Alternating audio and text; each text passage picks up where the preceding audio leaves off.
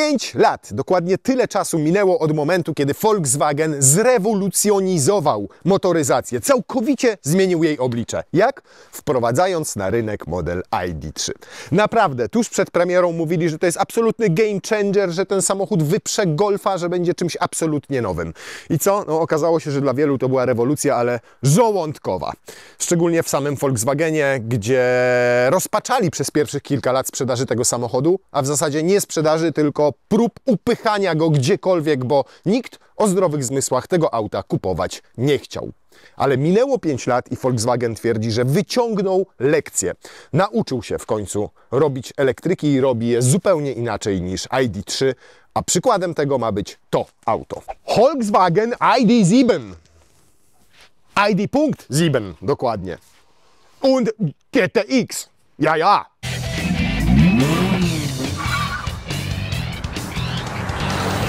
Gdy pokazano ID.7, to wszyscy myśleli, że no to już po Passacie, ale nie. Potem pokazał B9, czyli nową generację Passata Volkswagen, ponieważ wreszcie rozdzielił samochód elektryczny od samochodu spalinowego. Passat pozostał spalinowy, ewentualnie może być hybrydą typu plug-in, a ID.7 jest jakby Passatem elektrycznym. Najpierw pokazano liftbacka, my tutaj mamy Tourera i ten Tourer wygląda znacznie lepiej niż liftback, ma dużo ładniejsze proporcje. Tamten z tyłu wyglądał trochę jak jajo głowy, lekko upośledzony od dupy strony. Natomiast tutaj rzeczywiście udało się bardzo ładny tyłeczek tego samochodu stworzyć. Jeszcze dodatkowo jak wprowadzano czarne elementy tutaj, no to on nabrał takiej lekkości, jednocześnie elegancji, pewności siebie. Wygląda super. W przeciwieństwie do liftbacka. Jeżeli porównywalibyśmy ID.7 do Passata, to wyobraźcie sobie, że mamy tutaj sporo więcej samochodu. Bo od nowego Passata, który jest i tak dłuższy od B8 o kilkanaście centymetrów, to auto jest dłuższe o centymetrów 4. Rozstaw osi ma dłuższy o 15 centymetrów, jest szersze o 2 centymetry od B9 w wariancie i nawet jest wyższe o 5 centymetrów. Ale to nie dziwota akurat, ponieważ trzeba było umieścić tutaj akumulator w tej platformie elektrycznej volkswagenowskiej, no więc wszystko to poszło nam delikatnie do góry. Starano się tę wysokość samochodu zakamuflować tą czarną wstawką tutaj. Zobaczcie, jak ona jest też wyprofilowana, ten próg. Felgi w naszym przypadku 20-calowe można jeszcze powiększyć do 21 cali aż i to wszystko w zwykłym kombi, więc no też ma to za zadanie w pewien sposób ukryć gabaryty, a w zasadzie samą wysokość samochodu i nawet z adaptacyjnym zawieszeniem, które tutaj mamy, zobaczcie, jak duży jest tutaj ciągle, jak dużo jest przestrzeni pomiędzy oponą a nadkolem. To auto jest po prostu wysokie, jak na kombi i nawet jak przy nim stoję, to niektóre crossovery mają na tej wysokości maskę i niektóre crossovery są no niewiele naprawdę wyższe od ID.7 w Tourerze. Wersję GTX poznacie po literkach GTX, a także po czarnym dachu, czarnym słupku A, czarnych lusterkach, czarnym słupku B, C i czarnym słupku D. Nie można kupić sobie jednokolorowego nadwozia. Jakbyście chcieli mieć jednokolorowe, to sobie zamówcie czarnego i będziecie mieli czarne auto z czarnym dachem, z czarnymi lusterkami i czarnymi wstawkami. Aerodynamikę poprawiać mają też klamki, które teraz są elektryczne, czyli naciskacie tam w środku, ale intuicyjnie się to robi, nie trzeba szukać, gdziekolwiek jej nie naciśniecie, czy z prawej, czy z lewej strony, czy po środku, to bardzo ładnie, szybko się otwierają, nie ma tutaj opóźnienia żadnego, natomiast gdyby tutaj nam coś nawaliło, na przykład zabrakłoby prądu w tym akumulatorze odpowiedzialnym za obsługę wszystkich urządzeń pokładowych, no to można to awaryjnie otworzyć, gdzieś tutaj jest taki dzynzelek, który się wysuwa i wtedy otwiera się klasycznie, mechanicznie te drzwi. Tył w GTX-ie delikatnie zmodyfikowano dolną część zderzaka. On nawiązuje, zobaczcie, nawet tym do tego, co mamy z przodu. No i tutaj jest nawet taki dyfuzorek, który całkiem fajnie wygląda. Dzięki temu dyfuzorkowi odejdź urósł na Boga, idź stąd. Ale GTX to nie tylko stylistyka, to nie tylko ta bardziej usportowiona wizualnie wersja, ale też bardziej usportowiona, jeżeli chodzi o sam napęd. Ponieważ normalnie w ID.7 mamy silnik elektryczny, który jest tylko tutaj z tyłu, ma 286 koni mechanicznych. Do GTX-a dorzucono jeszcze drugi silnik na przednią oś, stosunkowo niemocny, o tak mogę powiedzieć, bo ma tylko 109 koni mechanicznych, a to po to, żeby auto zachowało charakterystykę tylnonapędowego samochodu. Oni naprawdę wprost w Volkswagenie tak piszą. Chcieliśmy zachować tylnonapędową charakterystykę Passata, przepraszam, ID.7. W domyśle w ogóle wszystkie auta oparte na tej platformie MEB volkswagenowskiej są właśnie tylnonapędowe, bo i ID.3 jest tylnonapędowe, i ID.4, i ID.5, i ID.7 również. Tu dołożono to 109 koni. Razem mamy 340 koni mechanicznych i 560 Nm. Co jest ciekawe, to tam zastosowano klasyczny silnik z magnesami trwałymi, synchroniczny, ale z przodu mamy silnik asynchroniczny. On z delikatnym opóźnieniem, ale takim w zasadzie niemierzalnym oddaje moc w momencie, kiedy mocniej wciśniecie pedał gazu, ale ma taką zaletę, że w momencie, kiedy jedziecie spokojnie, to auto napędza tylko tylny silnik, a ten z przodu nie stawia żadnych kompletnie oporów toczenia, w związku z czym możemy zachować umiar, jeżeli chodzi o zużycie energii. I to jest często stosowane rozwiązanie w grupie Volkswagena, czyli z tyłu silnik synchroniczny z magnesami trwałymi, a tutaj asynchroniczny. Same silniki to nie wszystko. Zastosowano tutaj trochę większą baterię. Zamiast 77 kWh ma 86 kWh netto, 91 brutto. Teoretycznie według Volkswagena powinno to przejechać jakieś 600 km. Oczywiście według WLTP. No ale teoretycznie ja też mógłbym mieć włosy. No więc to dokładnie tak będzie. No, ładowanie też jest szybsze, ponieważ normalnie w ID.7 to jest 175 kW maksymalnie, a tutaj już mamy 200 kW. Oczywiście to nie będzie 200 kW od 10% do 80%, tylko ta krzywa ładowania będzie nam spadała, im bardziej będzie naładowany akumulator. To też efekt tego, że mamy tutaj całą architekturę 400V, a nie 800V, no ale 200 kW jako moc szczytowa to też jest dobrze. Na szybkiej takiej ładowarce właśnie 200 kW naładujemy się od 10 do 80% w 26 minut, a już 10 minut tego ładowania wystarczy na przejechanie 200 km. Oczywiście w normie WLTP. W domu ładowanie jakieś 8-9 godzin tego dużego akumulatora od 0 do 100%, bo ładowarka pokładowa ma 11 kW, no ale to jest całkiem niezły parametr. Fajne jest to, że ta klapka otwiera się do góry. A wiecie czemu? Bo na przykład wystarczy, że podczas śnieżycy na zewnątrz ładujecie samochód i kiedy klapka odchyla się w bok, no to macie tutaj wszystko potem bane tym śniegiem. Natomiast tutaj w pewien sposób ta klapka może chronić całą tą wnękę do ładowania przed na przykład śniegiem czy deszczem. Nawet jak wsadzicie sobie tutaj ten pistolet do ładowania, to wystarczy, że ją przymkniecie w ten sposób i nic tam nie napada. Prosta rzecz, a naprawdę praktyczna i fajna. Czego nie mamy w ID.7? Ani w żadnym innym elektrycznym Volkswagenie nie mamy franka. Tutaj mamy jedynie cały osprzęt architektury elektrycznej, czyli ładowarkę pokładową, inwentor, no jakieś płyny ewentualnie, tutaj płyn chłodniczy. Co ciekawe, bateria, i tym też Volkswagen się chwali, że postawił na to, żeby jak najbardziej była efektywna razem z tymi silnikami, dzięki czemu auto ma zużywać mniej energii. Bateria jest chłodzona nie tylko powietrzem, ale jest też chłodzona i olejem, i dodatkowo jeszcze specjalnym chłodziwem. Więc ma podwójne, a nawet potrójne chłodzenie ten akumulator.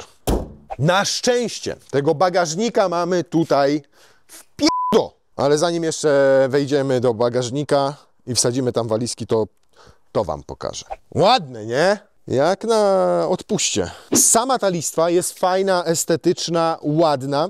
No to logo świecące to jest odpust koszmarny, wieś tańczy i śpiewa. To logo jest też takie z przodu świecące, na szczęście nie na czerwono, tylko na biało. Wygląda już trochę lepiej. Natomiast same światła w połączeniu z kluczykiem mają bardzo cenną, fajną rzecz. Zanim jeszcze dojdziecie do samochodu, jesteście kilkanaście metrów od niego, czy kilka metrów, to już te światła się rozpalają po to, żebyście widzieli, gdzie stoi wasze auto, żeby auto już wie, że się do niego zbliżacie i absolutnie wszystko to odbywa się bez konieczności wyjmowania kluczyka z kieszeni.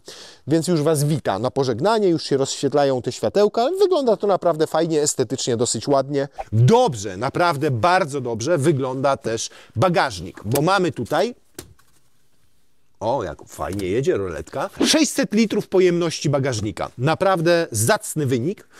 Zacne jest też to, że mamy składane oparcia. tutaj tylnej kanapy z bagażnika, tymi cięgienkami. Fajne jest to, że mamy dzielone 40, 20, 40, więc możemy środkową część tylko sobie złożyć. Mamy haczyki, mamy gniazdo zapalniczki, mamy siateczkę. Tę siateczkę można zamocować z boku. Zobaczcie, jaki ma fajny, przemyślany mechanizm tutaj trzymania z boku. Wtedy te rzeczy tutaj nam przytrzymuje ewentualnie, jak mamy większe, ale można ją też zdjąć i można sobie ją założyć na całej powierzchni bagażnika, co też jest fajnym rozwiązaniem i przytrzymuje nam wtedy rzeczy przy podłodze, tak? A jeszcze można to inaczej zrobić, powiem wam. I to też będzie fajne. O kurna, ale to ktoś wymyślił. To jest zaczepione w punkcie mocowania tego fotela. Tam. No ale jest. Hak mamy. Proszę. Taki sprytny haczek. Na haczyku możemy ciągnąć przyczepę o masie dopuszczalnej całkowitej 1400 kg. Nie jest to spektakularny wynik, no ale już jakiś skuter wodny, jakąś małą łódkę, czy jakiegoś starego grata, tylko nie elektryka, na lawecie pociągnie ID7.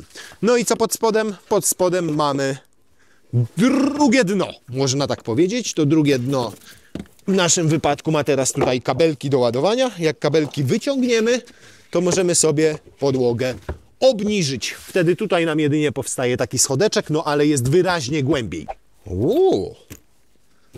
Czyżby tak? Tak. No, powiem wam, 3 duże walizy pod roletę. Dobra robota, panie Volkswagen. Szacun naprawdę, bo ten bagażnik mieści w cholerę rzeczy, a tam zwróćcie uwagę jeszcze, ile miejsca mamy. Tam sobie, zobaczcie, bez problemu władujemy przynajmniej jedną kabinówkę, no 2 może już nie.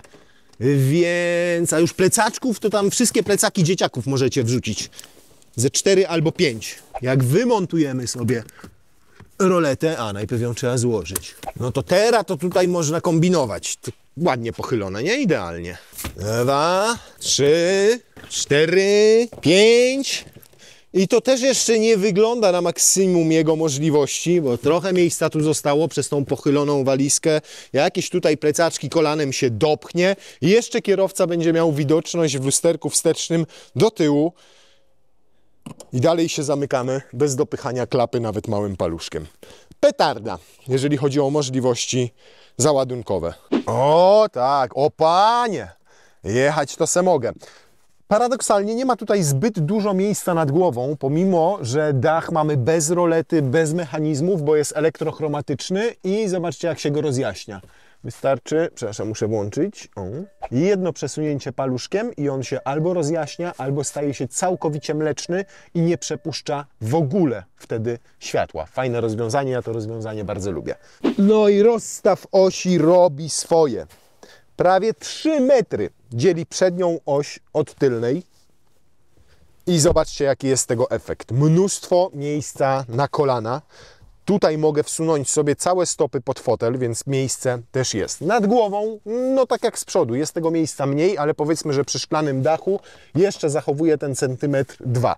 Nie reguluje się niestety w żaden sposób kanapa. Szkoda, bo już niektóre samochody mają możliwość przynajmniej pochylania oparć tej kanapy, a nawet przesuwania siedzisk. No tutaj tego nie ma. Na plus fantastycznie wyprofilowane jest siedzisko. Tutaj, zobaczcie, podpiera mi uda, ono jest delikatnie pod kątem, siedzę bardzo, bardzo wygodnie. Tutaj na ramiona mam dużo przestrzeni. Na szczęście samo oparcie też jest dobrze wyprofilowane. Fajnie te siedziska trzymają na boki. Bardzo naprawdę zaskakująco dobre materiały. GTX ma czerwone przeszycia, tutaj czerwona niteczka. Tutaj mamy taką mikrofibrę bardzo przyjemną, fajną w dotyku, perforowaną w dodatku, z przeszyciami. Nawet ta skóra, która jest sztuczna, bo nie znajdziecie już w ogóle nawet za dopłatą skórzanej, prawdziwej tapicerki w ID7, ekologia, to jest to miłe, fajne w dotyku, dobrze udaje tę skórę. Tutaj kieszonki fajne, sprytne na telefon, jedna, druga. Tutaj na przykład na tablet, gazetę czy cokolwiek innego, co dzieciaki wasze wożą. Trzecia strefa klimatyzacji, niezależna dla tyłu, podgrzewane, skrajne siedziska, 2 gniazda USB-C. Płaska podłoga, co sprawia, że nawet jak tutaj trzeci pasażer usiądzie, to zobaczcie, to jest wszystko tutaj tak wyprofilowane i miejsca jest tyle, nawet na moje wielkie stopy, że trzecia osoba może tutaj jechać we względnie komfortowych warunkach z tyłu. No może nie 1000 km i taka mierząca 195 cm, ale wyobrażam sobie, że tym autem 3 osoby, takie do 1,60 m, czyli pewnie głównie dzieciaki, moglibyście zawieźć nawet do Chorwacji, bo tu jest po prostu, zobaczcie ile miejsca. Były w gamie Volkswagena takie auta, które rozczarowywały bardzo, jeżeli chodzi o jakość. Szczególnie właśnie te nowsze modele od ID3 przez ID5, czy nawet Golfa jeszcze przed liftingiem. Po prostu plastik, fantastik, były zrobione w środku przy pomocy wtryskarki. A teraz, zobaczcie, jest mięciutko tutaj, jest mięciutko tutaj, jest mięciutko tutaj. To wszystko jest fajne, przyjemne w dotyku. Nawet ten fragment obszyto syntetyczną skórą. Kieszeń wyłożono fajnym, przyjemnym materiałem, wykładzinką, żeby nic tam nie latało. Plastik jest tutaj dopiero i jest to plastik, który jest mięsisty, twardy, ma fajną fakturę, nie jest wybłyszczony i nie jest gładki, tylko taki, nie wiem, drobne trójkąciki ma. Dokładnie takie jak tutaj to pod szybie, które jest akurat miękkie i przyjemne. Te szwy, te wstawki czerwone, ta klameczka ładna. Nawet tutaj nie razi mnie tak bardzo to piano, bo kontrastuje fajnie z całością. A w zasadzie nie kontrastuje, tylko dobrze się w całość wpisuje, licuje się. Harman Kardon do tego, który ma 14 głośników, bardzo przyzwoicie gra. I znowu tutaj też na boczku mamy taką alkantarę, mikrofibrę, coś takiego, wygląda to super. I z przodu jest podobnie. Znowu mięciutko i przyjemnie, fajna faktura, wstawka z skóry wegańskiej. Tutaj listwa taka, która wygląda na piano, ale de facto jest to taki bardziej szklany panel, pod którym ukryto diody LED. To nie do końca mi się podoba, to nie jest szczęśliwe rozwiązanie, ponieważ to są przyciski haptyczne. Jak chcecie otworzyć szyby z przodu, no to wszystko jest ok, ale jak chcecie z tyłu otworzyć szyby, to musicie wcisnąć ten przycisk REAR, on jest wtedy podświetlony i wtedy otwieracie szybę z tyłu. Nie znoszę tego rozwiązania. Zawsze albo otworzę tylną, jak chcę otworzyć przednią, albo otworzę przednią, jak chcę zamknąć tylną i na odwrót. Na szczęście lusterka reguluje się w klasyczny dla Volkswagena sposób, czyli po prostu przekręcając. Jeżeli chodzi o deskę rozdzielczą, też czuć jakość i to też jest znowu zaskoczenie, bo bardziej premium się tutaj czuje i teraz wcale nie żartuję. Znowu tutaj mamy mięciutko, znowu mamy fajne przeszycia, znowu mamy czerwoną wstaweczkę. Tu jest miękko, tutaj jest taka duża, płaska powierzchnia, to ma 7 hektarów, ale też wygląda to fajnie. Ekran obniżono, mimo że ma aż 15 cali, więc widoczność do przodu jest bardzo dobra. Ten ekran jest delikatnie przechylony w kierunku kierowcy. To nie do końca mi się podoba, jeżeli chodzi o mankamenty. Nie wiem dlaczego, ale Audi potrafi zrobić fajnie działające haptyczne przyciski na kierownicy. Volkswagen nadal nie do końca. W niektórych modelach się już wycofał z tej haptyki i zastosował klasyczne przyciski i takie wolałbym mieć tutaj. Ja wiem, że chcieli bardziej, żeby wyglądało nowocześnie i lepiej, no ale no działa to, działa, ale trzeba się do tego sposobu działania trochę przyzwyczaić. Natomiast kierownica sama w sobie bardzo ładna, fajna, mimo że nie ma na niej prawdziwej skóry, to ta syntetyczna tę prawdziwą doskonale udaje. Znowu czerwone wstawki charakterystyczne dla wersji GTX. Praktycznie jest bardzo. Zobaczcie, tutaj mamy na szczęście nie z piano wykonaną tę roletkę, tylko z dobrej jakości plastiku. Piano jest tutaj naokoło, jest go stosunkowo niewiele, ale jak otworzymy sobie, no to mamy 2 gniazda USB-C. Ładowarkę do telefonu w tym miejscu, jest dobrze, fajnie widoczny, możecie go zakryć. Tutaj jakiś drobny pojemnik, tutaj miejsce na uchwyty na kubek, ale możecie to wyjąć i zamienić to po prostu sobie w kolejny pojemnik, w którym możecie coś schować. Schowek też wyłożony przyjemnym materiałem, wykładziną. Tu jest ta listwa LED, która świeci. Oprócz tego mamy tam na podszybiu długą listwę LED, która jest też aktywna zależnie od tego, co dzieje się z samochodem. To ona nam różne rzeczy wskazuje, ale nie wskazuje na przykład włączonego kierunkowskazu, tak jak też w niektórych Audi i w grupie Volkswagena jest, że na zielono nam się poszczególne części tej listwy świecą. Same multimedia to już zupełnie nowy procesor, dzięki któremu to wszystko ma działać szybciej. To już też zupełnie nowy interfejs. To wszystko można sobie tutaj uporządkować tak jak chcecie, wedle własnego uznania. Bardzo szybko te kafelki można przyporządkować swoim rytuałom w samochodzie, które macie i można tu naprawdę mnóstwo sobie tych ekranów stworzyć stworzyć niezależnych i będziecie mieli to, czego potrzebujecie, to, czego chcecie zawsze pod ręką. O, i takich ekranów sobie możecie stworzyć kilka. Tu możecie sobie wrzucić takie ikony, jakie Wam pasują. Tu też możecie sobie wrzucić takie ikony, jak Wam pasują. I działa to naprawdę bardzo dobrze. Klimatyzacja, nawet te paski tutaj, zobaczcie, zaczęły działać nagle. W ID3 pierwszej nie potrafili tego zrobić. W ID7 już naprawdę działa to bardzo sprawnie, jest podświetlane, szybkie. To samo, jeżeli chodzi o pasek do zmniejszania i zwiększania głośności. Zaczęło to po prostu działać, a przestało irytować. Co tutaj mamy jeszcze? No mamy masażyk i powiem Wam, że ten masażyk to jest petarda tutaj. To są Ergo Comfort fotele, bardzo wygodne. Znowu mają fajną tutaj tą alkantarkę, tudzież tę mikrofibrę. Wysuwany pod uda tę część tutaj. Fajnie trzymają na boki i genialnie masują. Zobaczcie, ile jest programów. Fale na plecy, fale na lędźwie, fale na ramiona, okręgi, głaskanie, klepanie. O! Wie to jednak nie lubi klepanie. Generalnie, tak jak powiedziałem, wnętrze sprawia bardzo, bardzo, bardzo pozytywne i dobre wrażenie. Do tego to gra bez zarzutu. Po prostu jedziecie, masujecie się, słuchacie muzyki i jest dobrze. Zaczynamy dzisiaj nietypowo jazdę, ponieważ zaczynamy jazdę od parkowania. Mamy tutaj na pokładzie system, który nazywa się Park Assist Pro. Na czym to polega? Ano polega to na tym, że zapamiętuje podobno Wasze ID7 drogę parkowania do niektórych miejsc parkingowych, nawet do kilku, nie wiem, w firmie, w domu, w mieszkaniu. I tutaj mamy taki parking podziemny, tam gdzieś w rogu jest miejsce do parkowania. Problem polega na tym, że zawsze trzeba w nie wjechać tyłem, ponieważ jest na samym końcu, przy ścianie i jak wjedziemy przodem, to jest problem z wyjechaniem. I trzeba się trochę tutaj nakręcić i namanewrować, więc ciekaw jestem, czy będziemy w stanie tutaj tak zaparkować naraz, że on sobie zapamięta dobrze tę trasę i każde kolejne parkowanie będzie wykonywał automatycznie. Dobra, to sprawdźmy. Najpierw jedziemy tu do przodu. Teraz włączamy ry, czyli do tyłu, róż do tyłu. I jeszcze chciałbym się poprawić, przepraszam, tak, czyli stanąć tak. I teraz do tyłu jeszcze. Dobra, i co? I stop. Parkowanie zostało zapisane. Park Assist, dom i cyk. Teraz skręcił. I teraz zaczyna manewrować. Tak.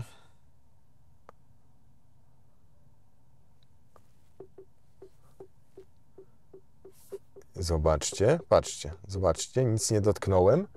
Przytulił się do ściany. Zrobi korektę jeszcze. Jeszcze podjedzie sobie do przodu.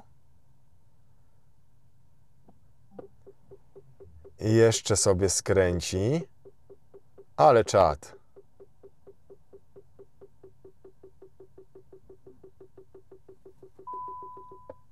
Idealnie go ustawił na miejscu parkingowym.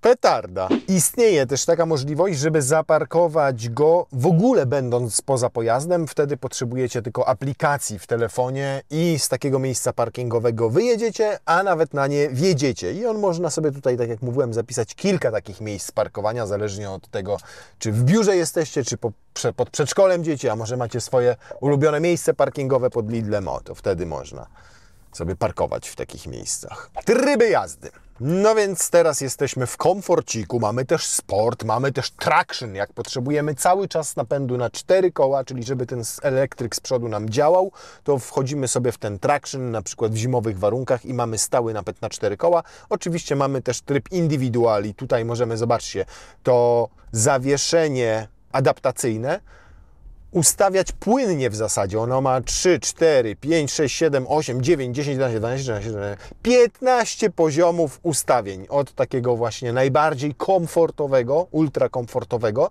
i faktycznie samochód wtedy ładnie wybiera nierówności. Zaraz dojedziemy na płyty, to zobaczymy, jaka będzie różnica między w totalnym komforcie i w totalnym sporcie. Ale mamy też dźwięk silnika na zewnątrz, asystent świateł, klimatyzacja, ACC, czyli automatyczna regulacja odstępu na tempomacie aktywnym, napęd. No fiu. można tutaj rzeczywiście sobie pokombinować. Co ciekawe, ze względów bezpieczeństwa niektóre opcje, czyli wyłączył mi teraz ekran, żeby patrzył przed siebie. No. Oprócz tego dużego ekranu mamy tutaj bardzo skromny, taki naprawdę niewielki monitorek, podstawowe dane pokazujące nam, czyli jaki mamy zasięg, ile procent baterii nam zostało, czy się w danym momencie rekuperujemy, czy na przykład przyspieszamy, ile wykorzystujemy mocy podczas tego przyspieszania, temperatura na zewnątrz, jakieś tam parametry, jeżeli chodzi o aktywny tempomat. No i mamy też wyświetlacz head-up, tu przede mną.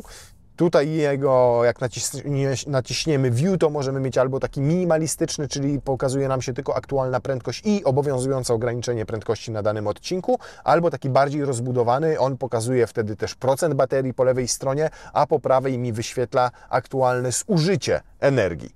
Ja wolę taki minimalistyczny. Jeżeli chodzi o zużycie energii, to za chwilę włączę Wam tutaj, żeby pokazać Wam, jak to wygląda. Sama rekuperacja, nie ma jej w zasadzie. W sensie takiej automatycznej. Jest tylko przy pedale hamulca, czyli w momencie, kiedy hamujecie, to hamujecie nogą rekuperacyjnie. Brakuje mi takiego zautomatyzowanego systemu, który jest zależny na przykład od tego, czy zbliżacie się do ronda, do skrzyżowania, czy jakieś auto przed Wami jedzie. Wszystko, co możecie zrobić, to przerzucić w B. Tutaj dźwigienkę przełożeń i wówczas auto hamuje rekuperacyjnie, ale nigdy do zatrzymania. Zatrzymać zawsze musicie się hamulcem nożnym. No i w trybie komfortowym, jak mamy ustawione to zawieszenie adaptacyjne, jest naprawdę komfortowo. Auto waży 2 tony 300 kg, jeszcze z groszami, ze mną, za kierownicą. Jak dosiadł silny, to waży trochę więcej, ze szklanym dachem waży pewnie trochę więcej i z paroma innymi elementami też waży więcej. Natomiast naprawdę nieźle wybiera te nierówności w trybie komfortowym. Gigantyczna jest różnica, jak przesuniecie ten wskaźnik. Nie to, że jest różnica jakaś tam. Jest gigantyczna. To auto zyskało zupełnie inną charakterystykę na amortyzatorach. Po prostu stało się sztywne i twarde. Natomiast ja lubię tym samochodem bardzo jeździć w tym ustawieniu komfortowym, ponieważ on rewelacyjnie izoluje od drogi. Świetnie go wyciszyli zarówno tutaj przy słupkach, a całą karoserię, jak i świetnie wyciszyli zawieszenie, czyli wszystko to, co dzieje się z oponami na asfalcie, wszystkie szumy od spodu, przynajmniej przy tych niższych takich prędkościach do 90 km na godzinę, to absolutnie jest tutaj cisza jak w konfesjonale. Genialnie to zrobiono. Tak jak powiedziałem, tej rekuperacji automatycznej mi brakuje, dlatego po mieście czy na bocznych drogach, gdzie jest dużo tych hamowań, ja używam tego trybu B, ponieważ wtedy zdejmuję nogę z pedału gazu i on hamuje, wyhamowuje sobie sam. Zobaczcie, nie trzymam w ogóle nogi, ale jak dojdzie do tego punktu, to już się sam nie zatrzyma, tylko musicie właśnie nogą poprawić i do zatrzymania hamulcem nożnym. Tu Wam ustawię podgląd. Wyzerowane mamy wszystko. Tu jest aktualne zużycie energii. Tutaj mamy średnie zużycie energii, średnią prędkość, czas przejazdu, dystans. Z moich doświadczeń wynika, że przy takich zimowych warunkach, jak jest, to nawet trudno nazwać zimowymi warunkami, wiosenno-zimowe albo jesienno-zimowe, to może tak, bo jest 5-10 stopni na plusie, dzisiaj świeci nam słoneczko, wczoraj słoneczko nie świeciło, było około 7-8 stopni i jak przyjechałem z Warszawy tutaj do Grodziska, czyli była jazda ekspresówką, autostradą, jazda bocznymi drogami, trochę po mieście, no to średnie zużycie energii miałem na poziomie 20 kWh i to, jak na zimowe warunki, jest bardzo dobrym rezultatem, bo pozwala przejechać Wam 400, a nawet tak bardziej 430 km na jednym ładowaniu.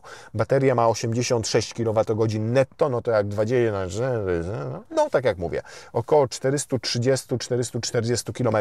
To jest bardzo duży progres względem na przykład czy ID3, czy ID5, czy ID6, które w takich warunkach zimowych miały naprawdę problem ze zrobieniem 300 km. Bardziej 250 bym obstawiał, a tutaj mamy już wynik powyżej 400, więc naprawdę dobry. To jest jedna rzecz. Druga rzecz to jest czas ten ładowania, o którym mówiliśmy. 200 kW. To już przyzwoita moc. Nie będzie niestety w tym piku utrzymywana zbyt długo, tylko ta krzywa przez to, że mamy 400V instalację, a nie 800, będzie spadała.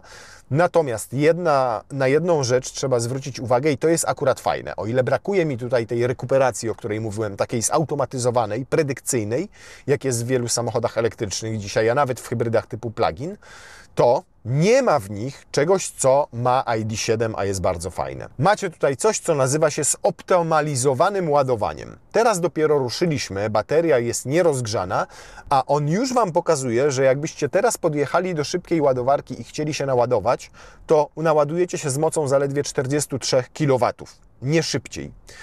Dlaczego? Dlatego, że bateria jest nierozgrzana. Żeby rozgrzać baterię, to wystarczy uruchomić ogrzewanie akumulatora. 47 minut potrzebne teraz do uzyskania optymalnej temperatury i wówczas będziemy mogli ładować się z wyższą mocą. Jaką? 71 kW. Czemu tak mało? Bo mamy pełen akumulator, mamy ponad 80% energii w akumulatorze jeszcze, a największą moc ładowania uzyskuje się w momencie, kiedy ta bateria ma jak najmniej energii, powiedzmy 10-20%, wtedy jest ten pik i to szybka możliwość ładowania. Więc w ID.7 zaleta to, że możecie sobie automatycznie podgrzać akumulator, bo przecież nie zawsze będziecie jeździli z włączoną nawigacją, tą fabryczną, która automatycznie ustala Wam trasę i podpowiada ładowarki, na których macie się naładować i z automatu też podgrzewa ten akumulator. No i proszę, boczne drogi, dużo hamowań, prędkości takie raczej 70-80 na godzinę niż 90 czy 100 na godzinę i efekt zużycia energii jest taki 18,5 kWh i każde zdjęcie nogi z pedału gazu, zobaczcie co powoduje. Zdejmuję i momentalnie spada to zużycie energii, ponieważ to, co poprawiono, to poprawiono też zdecydowanie rekuperację w tych samochodach, w sensie odzysk energii.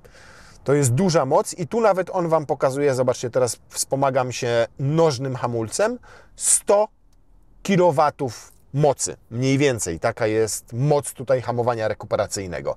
Nie jest to wynik spektakularny, bo są samochody takie jak najnowsze Audi e-tron A6 na przykład, które ponad 200 kW odzyskują, no ale one mają też większe silniki elektryczne, mają też 800V architekturę. W przypadku takiego ID.7 te 100 kW to naprawdę jest dobry rezultat. Pytanie, jakie będziemy mieli zużycie energii przy 120 na godzinę na ekspresówce? Bo wiadomo, że w elektrykach im więcej hamowań, tym lepiej, bo mamy odzyskaną energię.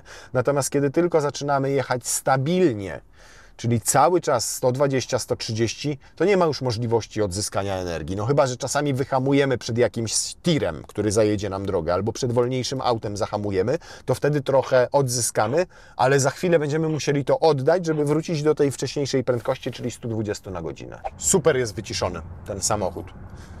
Właśnie w elektrykach nie ma tego silnika spalinowego, nie ma wydechu, nie generują hałasu i wyzwaniem jest wyciszenie elektryków tak, żeby podczas jazdy jeszcze mniej było słychać czy to szumów powietrza, czy opon toczących się po asfalcie. No i niektórzy radzą sobie z tym średnio, jak na przykład Tesla, a niektórzy radzą sobie z tym naprawdę nieźle, jak choćby tutaj ID. Znaczy Volkswagen w przypadku ID. Natomiast uczciwie trzeba też powiedzieć, że pomimo literek GTX, które w nomenklaturze Volkswagena są trochę jak GTI w ich samochodach spalinowych, to nie ma tutaj w tym samochodzie absolutnie żadnych emocji. To nawet nie jest usportowiona wersja ID.7, tak bym powiedział. To jest po prostu wersja z napędem na 4 koła, która ma stylistycznie troszkę akcentów fajnych sportowych, czerwonych, nawiązań właśnie też tak jak to GTI. Natomiast jeżeli chodzi o sposób jazdy, to jest on zdecydowanie nastawiony na komfort. Choć to zawieszenie potrafi być bardzo sztywne w momencie, kiedy to DCC ustawicie sobie na twardo, to jednak w takich warunkach codziennej, normalnej jazdy i eksploatacji ten samochód zachęca Was do spokojnej, komfortowej, niezbyt szybkiej, tylko takiej odpoczynkowej jazdy, tak bym to nazwał. Takie trochę spa na kołach. Jeżdżę nim drugi czy trzeci dzień i ani razu nie miałem ochoty nim przycisnąć. Nie dlatego, że oszczędzam energię i boję się, że wzrośnie mi zużycie tego prądu, tylko dlatego, że to auto nastraja do komfortu. Ma super to zawieszenie. Przez to, że jest ciężkie, to ono ma trochę wnętrz pneumatyczną charakterystykę w ustawieniu komfortowym. Jest ciche, masuje Was po pleckach. Fajnie gra Harman Kardon. Możecie sobie włączyć podgrzewanie albo wentylację. Ma ultra wygodne te fotele. Nim się po prostu chce wsiąść, włączyć tempomat i se tak jechać. Te 120, 130, 140 w każdym razie zgodnie z ograniczeniami prędkości. No i dzisiaj jest, powiem Wam tak, cieplejszy dzień, bo mamy 10,5 stopnia na termometrze. To jest raz. Dwa, wsiedliśmy już do nagrzanego samochodu i zużycie energii to jest petarda. 20 kWh przy 120 km na godzinę to oznacza, że robimy w takich warunkach ponad 400 km na jednym ładowaniu baterii. Wszyscy powiedzą, nie no, pasek w dieslu, to przecież 1000 bym zrobił w tych warunkach. No oczywiście, ale nie mówimy o Passacie w dieslu, tylko rozmawiamy o elektryku. Elektryku, który jeszcze niedawno w takich warunkach nie był w stanie przejechać 250 km, a tutaj kończy ze średnią na poziomie 18-19 kWh. Latem myślę, że spokojnie jadąc 140-150 będziecie przejeżdżali 400 km ID.7, bo klimatyzacja potrzebuje dużo mniej energii na schłodzenie wnętrza niż wszystkie te nagrzewnice i nawet pompy ciepła na ogrzanie tego wnętrza w bardziej zimowych warunkach. O, chyba będzie procedura startu. I tu ten pierwsza sekunda, dwie, czuć, że on ogranicza moment obrotowy, żeby te koła nie zabuksowały, nie zapiszczały. No ale efekt jest taki, że za pierwszym razem mamy 5,82 setne. Możemy sprawdzić jeszcze inną metodą, mianowicie nie będziemy robili mu takiego typowego launch control z nogą na hamulcu lewą, tylko po prostu ruszymy. O, tak jakby lepiej to zrobił.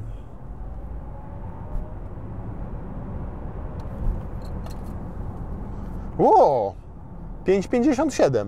Bardzo dobry wynik. No powiem Wam, że kolejny zaskakujący Volkswagen, tak mogę powiedzieć. I to elektryczny Volkswagen. Naprawdę kilka lat temu, gdy debiutowali z ID.3, miałem jak najgorsze zdanie o ich technologii. Tutaj zdecydowanie to poprawiono. Pomimo, że nie mamy 400V architektury, 800V, przepraszam, tylko właśnie 400V mamy, to uzyskano całkiem szybki czas ładowania i dosyć wysokie moce, te 200 kW. Po drugie, efektywność silnika elektrycznego tutaj, a w zasadzie dwóch silników elektrycznych i akumulatora samego w sobie zostały bardzo poprawione. 86 kWh mamy, to nie jest jakiś też spektakularny wynik, bo są auta, które po 100 i 110 kWh mają. Pozwala bardzo sensowny zasięg wycisnąć, czyli w tym wypadku prawie 600 km według WLTP. I jak pokazują te dane tutaj i to, co robiliśmy, czyli przyspieszenia, jazda ekspresówką, naprawdę niezłe zużycie energii. W takich warunkach, gdzie mamy na zewnątrz 11 stopni, więc i tak ta kabina musi się dogrzewać.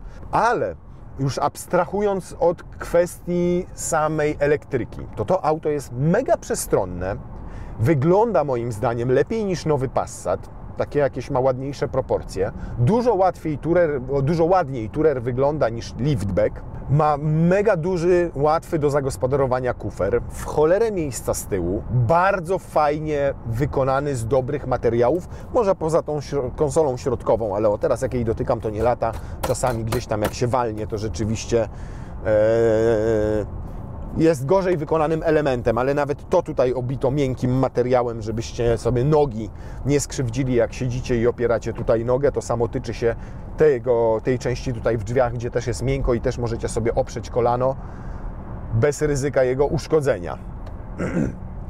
Cichy, komfortowy, relaksujący, zaskakująco, naprawdę zaskakująco dobry. Problemem w przypadku tego auta jest cena. Taka cena wyjściowa, to trzeba powiedzieć, bo nasz egzemplarz kosztuje 400 000 złotych, więc absolutnie, jeżeli chodzi o cenę, nie jest nawet skrawkiem alternatywy dla zwykłego Passata, bo zwykłego pasiora sobie w TDI-ku na 200 koła wyspecyfikujecie, więc nie traktujmy tego auta jako alternatywy dla Passata, ale jakbyśmy mieli kupować takiego Passata wypasionego, który już będzie kosztował bliżej 300, to auto jest alternatywą, ponieważ teraz, już w tym momencie, kiedy ono w zasadzie jest debiutantem na rynku, to 8 dych tyle zdjął z ceny z niego Volkswagen. Więc rozsądną wersję, nasza to jest full wypas, rozsądną wersję będziecie mogli sobie kupić za niespełna 300 000 złotych. Co więcej, powiem Wam, że rozważyłbym tę wersję tylnonapędową, też w Tourerze, bo on jest dużo bardziej praktyczny i ładniejszy. Doposażył ją sobie i moim zdaniem zejdziecie z ceną poniżej 300. A wtedy, biorąc pod uwagę parametry tego samochodu i porównując go z takim Passatem na wypasie, to robi się to już ciekawa alternatywa. Więc nie jest to alternatywa dla Passata flotowego za 180 000 złotych, jakiego kupują firmy, ale może to być fajna alternatywa, jeżeli chcielibyście mieć wypasionego Passata, a wypasioną ID.7. Wtedy owszem, tak. I powiem Wam, że tym samochodem po prostu dużo przyjemniej się jeździ niż Passatem. Przez fakt, że nie ma tutaj silnika spalinowego, że on jest cichy, jest bardziej komfortowy w swoich ustawieniach zawieszenia, jest bardziej komfortowy w odbiorze, jest bardziej cichy, bardziej izolujący Was od świata zewnętrznego. I mnie to w tym aucie się podoba, nie będzie podobało się każdemu. Natomiast jestem pod wrażeniem tego, jaką wreszcie Volkswagen odrobił lekcję, nie tylko jeżeli chodzi o elektryfikację, efektywność napędów, zużycie energii, proszę bardzo, z 18 km dzisiaj 19,9, jak i pod względem jakości wykonania, bo materiałowo tutaj, jeżeli chodzi o spasowanie, o to wszystko, co macie pod ręką, jak to wygląda wszystko, to jest naprawdę prima sort. Więc wygląda na to, że po latach, po kiepskich latach dla Volkswagena, powiedzmy to sobie szczerze i uczciwie, jeżeli chodzi o jakość, to przynajmniej nastała era znowu samochodów zrobionych solidnie i porządnie.